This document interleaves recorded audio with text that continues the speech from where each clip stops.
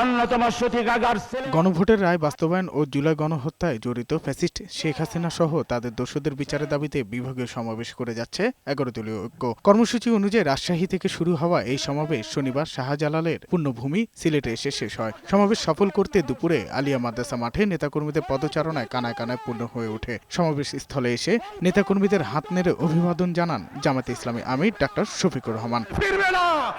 এতে বক্তব্য রাখেন ১১ দলের শীর্ষ নেতারা। বলেন, ভবিষ্যতে দেশের মাটিতে আর কোনো দেশের আধিপত্য চলবে না। ওই ভারতীয় আধিপত্যবাদকে আর দেখতে চাই না। যেই দল নিজের করা ওয়াদা নিজের সাথে রক্ষা করে না, তাকে আমরা কিভাবে বিশ্বাস করব? রাষ্ট্রপতির মসনদে বসে আপনাদেরকে ছবল মারতে উদ্যত হয়েছে, সেই চুপ্পুকে আপনারা বিদায় করলেন। আবার তো আসবে, কিন্তু এমন সমস্যা সৃষ্টি হচ্ছে, সাথে দুলাভাইকেও নিয়ে আসতে হবে। এবার ফাঁসি ঢাকা কারাগারে হবে না, সরওয়ার্দী উদ্যানে করতে হবে। এ সময় বিরোধী দলীয় চিফ হুইপ ও জাতীয় নাগরিক পার্টির আহ্বায়ক নাহিদ ইসলাম বলেন, ক্ষমতায় আসার পর বিএনপি জুলাই সংস্কার ভুলে গিয়ে সংশোধনের দিকে যাচ্ছে। যে জনগণের রায়কে তারা ক্ষমতায় এসেই অবজ্ঞা করা শুরু করেছে। তাদের ৩১ দফাতে সংবিধান সংস্কার কমিশনের কথা উল্লেখ থাকলেও নির্বাচিত হওয়ার পরেও সংস্কার কি তারা ভুলে গিয়েছে।